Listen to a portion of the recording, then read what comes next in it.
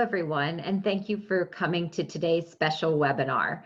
My name is Gwen Sorley, and I will be your host today. I do appreciate you taking out some time today for our discussion on how you can improve your memory with a good night's sleep. A couple of things I want to mention. One is that we are recording this event.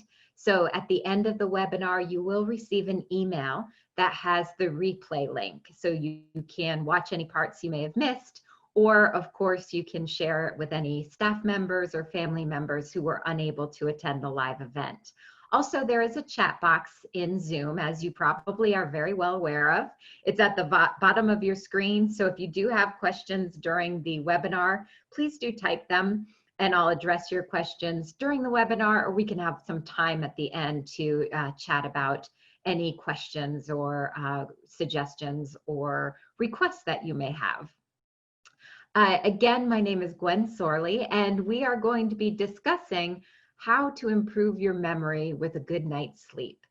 And this is a major concern because we do know that individuals with ADHD, about 75% of those individuals have difficulties with sleep. And the difficulties with sleep may range from you have difficulty falling asleep, maybe you have difficulties staying asleep, so you might have a lot of sleep disturbances through the night, or perhaps you wake up in the morning, but it's really difficult for you to wake up in the morning. You're one of those people that has to set your alarm way on the other side of the room, so you have to actually physically get out of bed to turn it off. So if you can relate to this, raise your hand, click that little raise your hand icon. Let me see how many of you here today have one or more of those sleep issues. Either you have difficulty falling asleep, you have difficulty waking up, or you have several sleep disturbances throughout the night. All right, excellent. It looks like about, well, more than half of the audience today experiences some type of sleep issue. And usually, if you do have ADHD and you have sleep issues along with it, many times those don't start appearing until about the age of 12. But most of the time, even though they start a little bit later in childhood, they usually carry these difficulties with sleep into adulthood. And, you know, sleep difficulties, as you are probably well aware, affects many areas of your life. You have difficulty with focusing.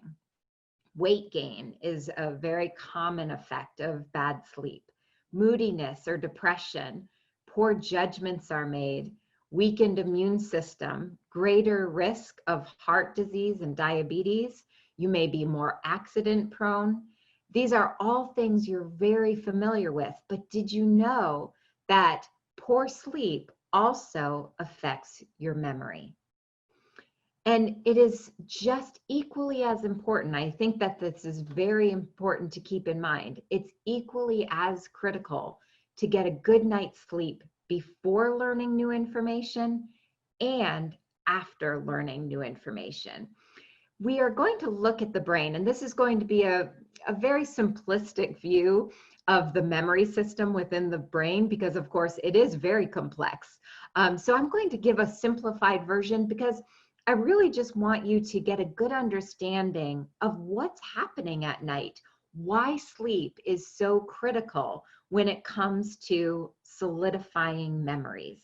So we're going to look at two different areas of the brain. The first is the hippocampus. And as many of you know, this is the center of your memories, your focus, and your emotions. And then also the cortex, where memories are actually organized. It's kind of like your file cabinet. It's all organized up there. So these are the two areas we're going to look at. And I'm going to give you a metaphor to think of these two areas. So you can think of your hippocampus as your personal grocery basket, right? All of you have this hippocampus, this shopping basket. And this is where, while you're going through the store, you're gathering different items and you're storing them in your basket, just as you do throughout the day.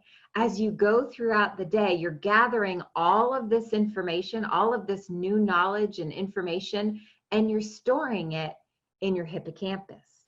Now, when you get home, you're going to actually transfer those new groceries, right? All of those new items into your pantry.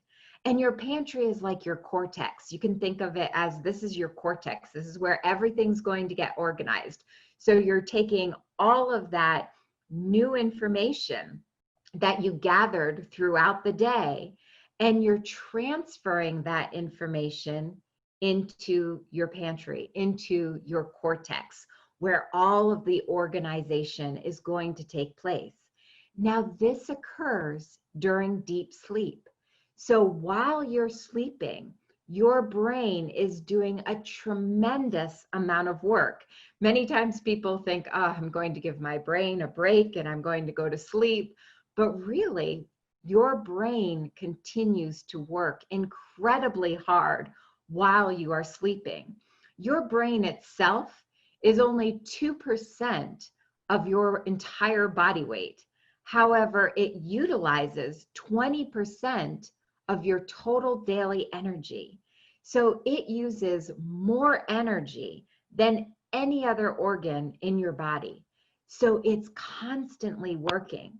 And at night, all of these critical things are happening. So when you are asleep, remember, what's occurring in the brain is that all of this new information you've gathered during the day is being transferred from that hippocampus, from your grocery basket, into your more formal storage area or your pantry, which is your cortex. So that's what's occurring during deep sleep.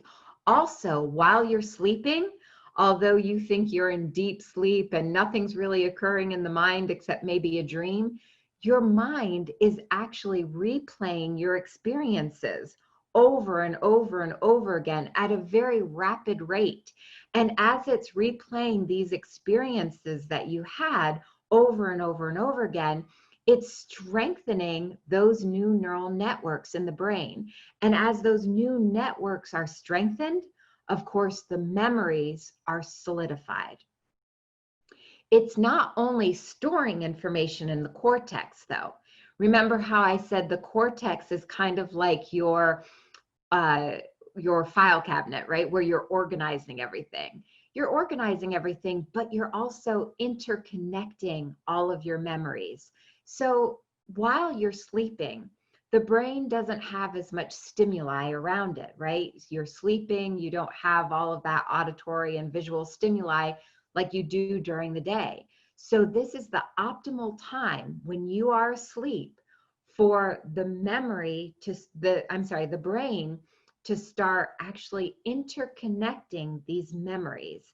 It's called consolidation, where it's taking all of this new information and it's consolidating it with prior knowledge.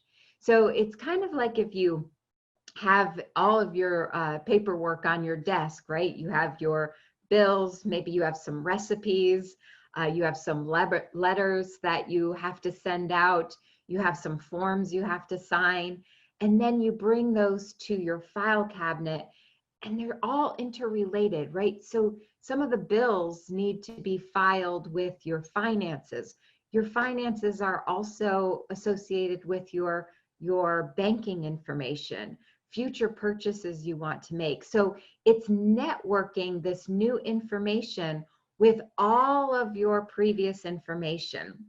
So that consolidation is happening. New networks are being formed and they're replaying, right, that information in order to solidify it. And all of this is happening while you're sleeping. So that consolidation, if we go back to our pantry example, it's where you're taking all of that old food and your new food and you're putting together what makes sense, what really makes sense together into one meal, right? So you're consolidating all of that information. So this process is highly critical to forming your memories, solidifying your memories. And that's why many of you have read some research that connects poor sleep to dementia, right? Because if you are not getting adequate sleep, these connections, these networks are not being completed. You're not replaying these experiences in order to solidify those networks. So sleep and deep sleep is critical to your memory. So how much sleep is enough sleep? That's a really important question, and it does vary depending on your age as well. So here's a little bit of information on the amount of sleep that's recommended for children and adolescents. So you see here that from 11 to 14 hours for children 1 to 2 years old. For your children that are school age, around 6 to 12, we're recommending that they get 9 to 12 hours of sleep.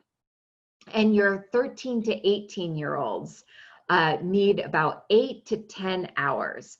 And, you know, this is usually the age, the teenage years, where usually we get a lot of questions about sleep.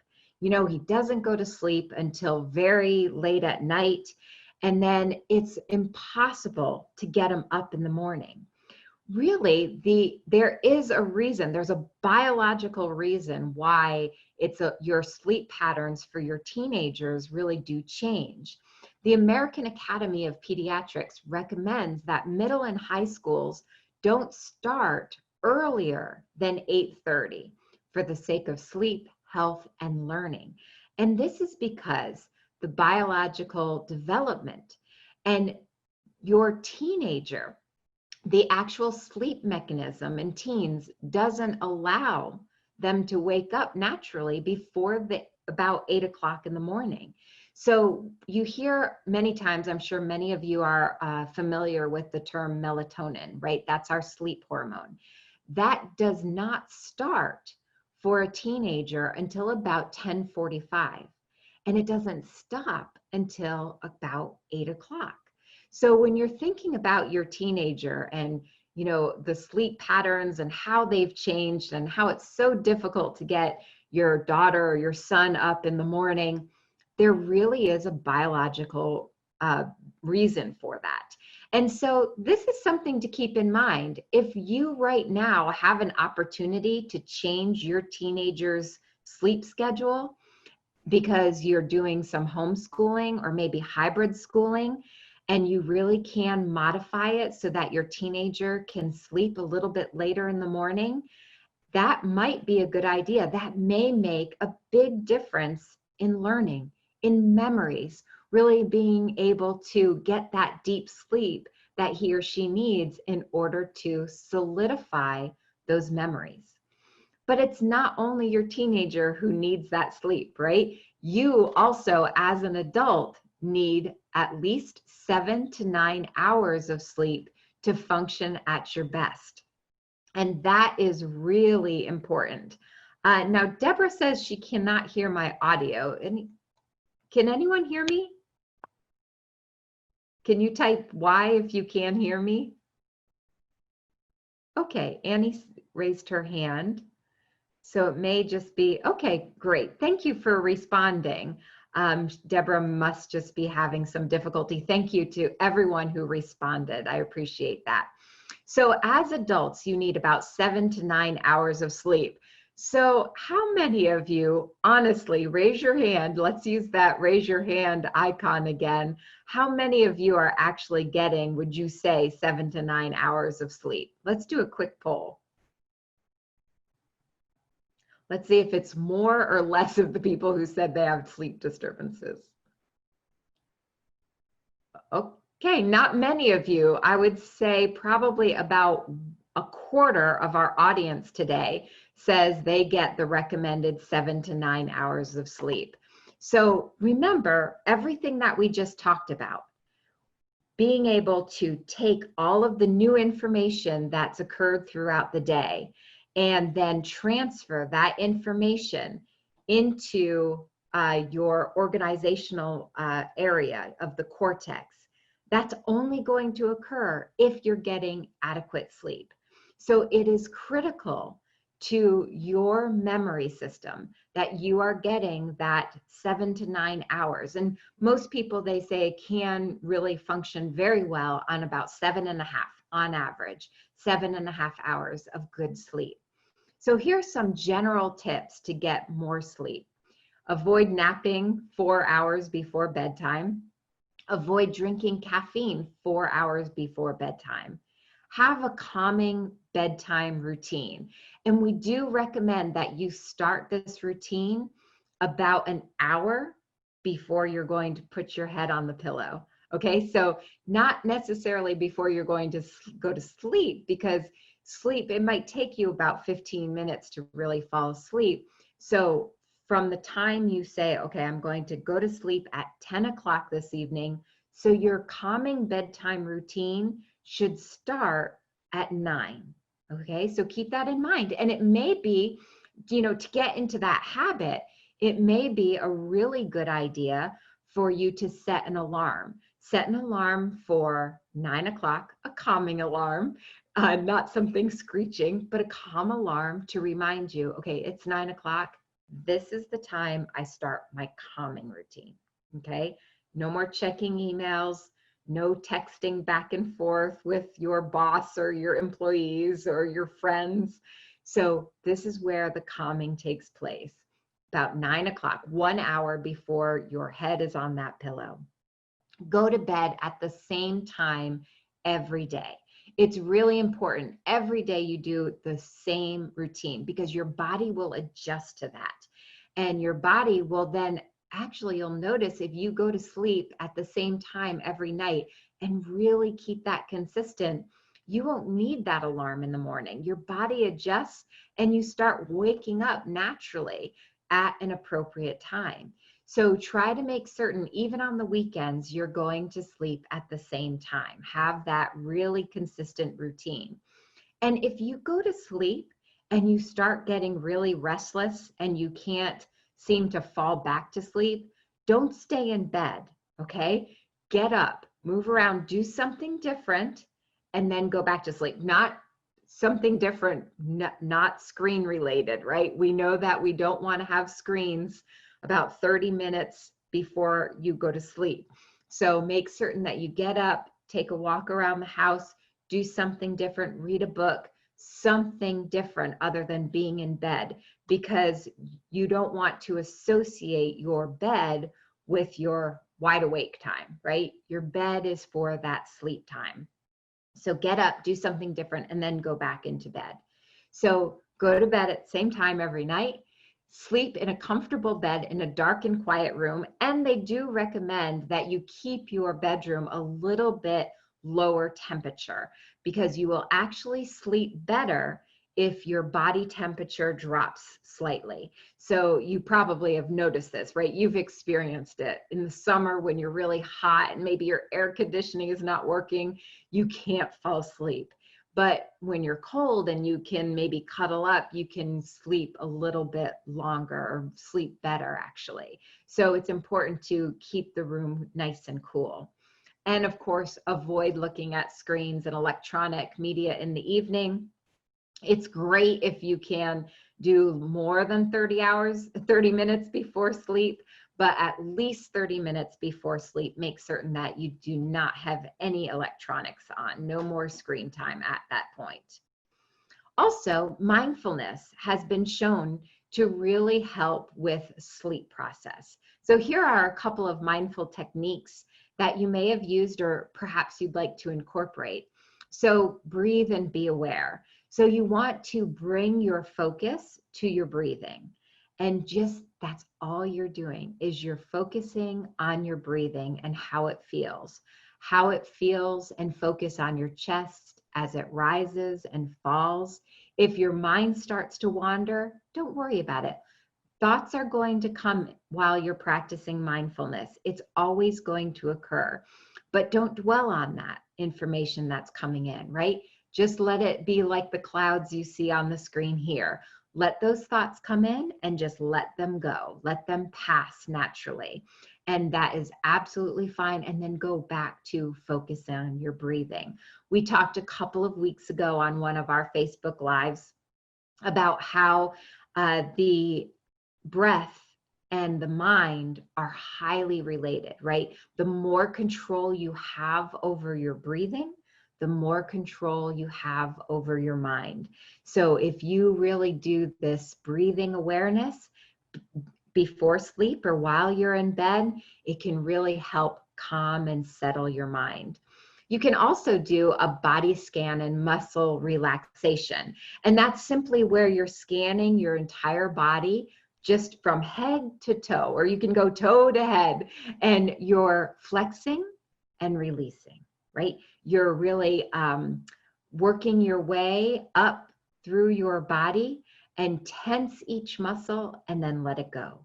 So if you start from your toes, just focus, try to keep your mind focused just on your toes, and then tense your toes and then release. Maybe do that 3 times and then move up, and then continue to move up and up the body. And you'll notice a lot of times as you do this, by the time you get to about your waist, you're asleep. So try a couple of mindfulness techniques before bed, while you're in bed, just before sleep, and see if that will help you settle your mind. Another great idea is to use a night journal to put your thoughts to sleep. Because oftentimes, as you know, we can't sleep because we're running all of that information through our minds, right?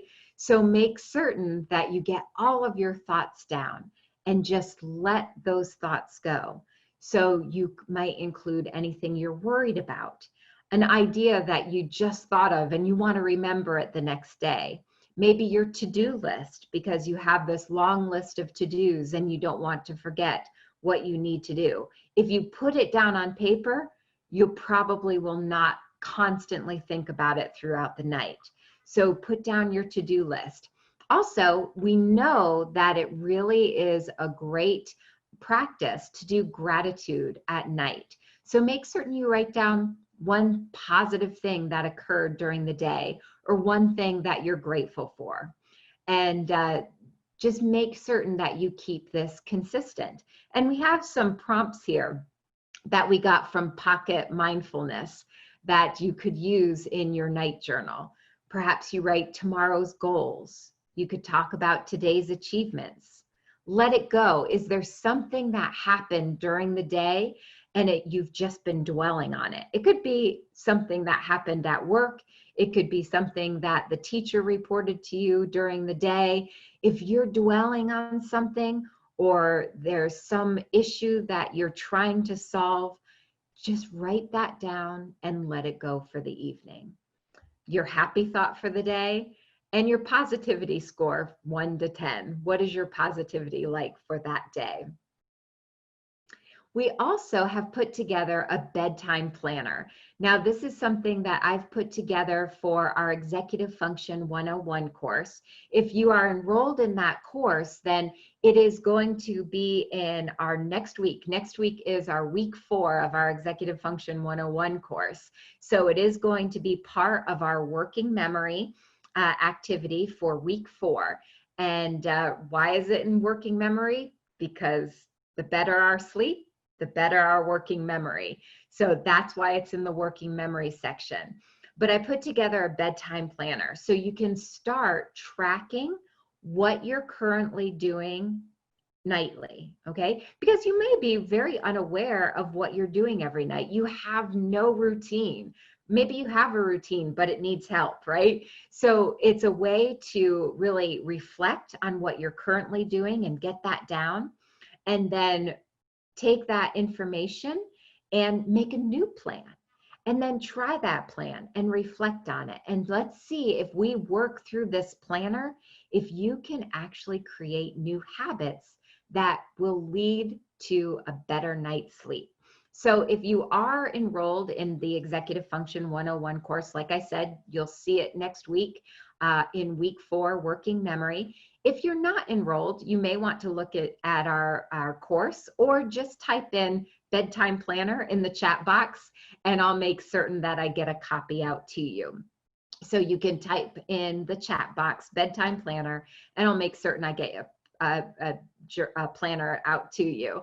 And it would be great for you. Don't raise your hand because I won't be able to see that later. So make certain that you actually type Bedtime Planner in the chat box, because that is the only way I will be able to track who requested it. So make certain you're typing it, not raising your hand, okay, to that one. All right, so make certain you type that, and it'd be interesting for you to share with us later, maybe in a month or a couple of months might be even better. We could get back together and actually see how the planner has helped you form a new bedtime routine and what's been positive for you. That would be really interesting, and maybe we could all learn from each other in order to get a better night's sleep. Now we know that sleep is so important. And I know that you've known this about focus, right? Because if you don't have a good night's sleep, you know that the next day you have very bad focus, right?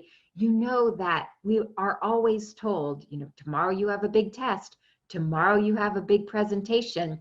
So it's important you get a good night's sleep, right? We've heard that over and over and over again, but it really is important, especially that test or that presentation. In order to solidify those memories, we have to have a good night's sleep, because all of those functions that we talked about happen when you're sleeping. Remember, your brain is constantly working. It's constantly creating those new neural networks, even though you are sound asleep, and repeating that information over and over and over for you so that you solidify that information.